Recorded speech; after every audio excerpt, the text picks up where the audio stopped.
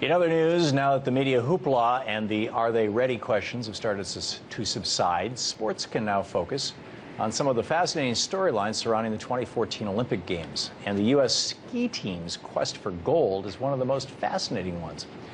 Bode Miller, who many people think is one of the most talented American skiers of all times, is joined in Sochi by his teammate Ted Ligety.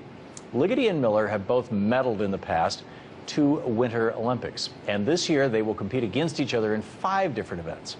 But Ligety and Miller won't be racing against each other. They'll be racing against elite skiers from places like Austria and Switzerland that have historically had much better success at Olympic skiing than the United States. Joining me now from our New York studios for more on this story is Jake Bright, writer, contributing editor at the Daily Beast, and member of USAA Masters Skiing. Jake Bright, welcome. Thanks for having me. Thanks for joining us, Jake. During the 2012 Summer Olympics in London, American swimmers Ryan Lochte and Michael Phelps had sort of a friendly rivalry going on. Is there something similar with Ted Ligety and Bode Miller?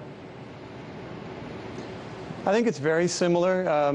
Probably the biggest difference is, at least from the U.S. public, they don't have the same kind of attention on them.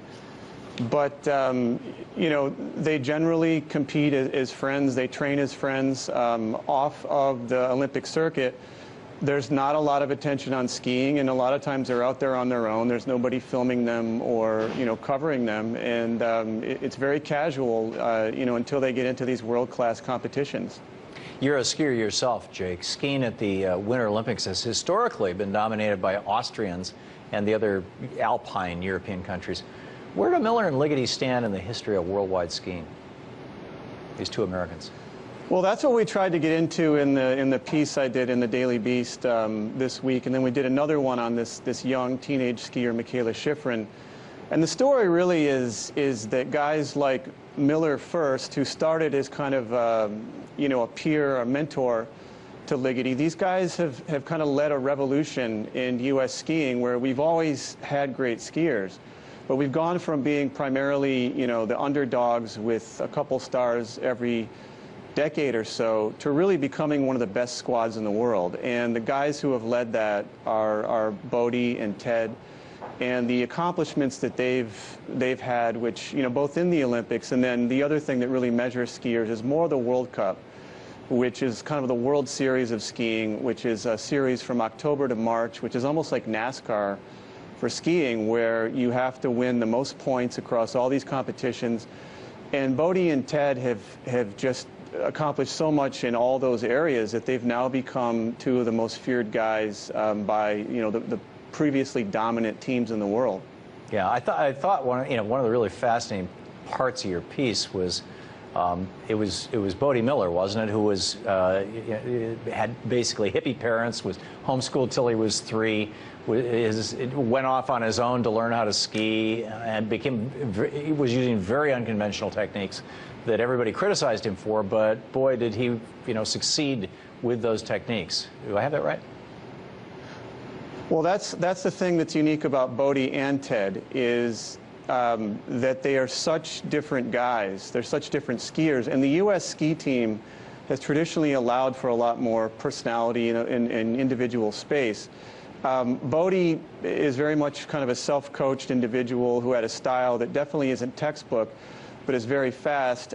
Ted has created this methodical style, especially in his giant slalom skiing, where with both of them, in addition to leading this revolution in U.S. skiing, winning things that will put them in, you know, the textbooks of being 2 of the best skiers in the world, they now not only have led the U.S. to not be the underdog, but you now have the dominant skiers like the Austrians studying these Americans' techniques. And Bode came up short yesterday, but even Thomas Mayer, who won, said that to win, he studied video of all of Bode's training runs, and he credited part of that as to how he won the gold yesterday in the downhill. Remarkable.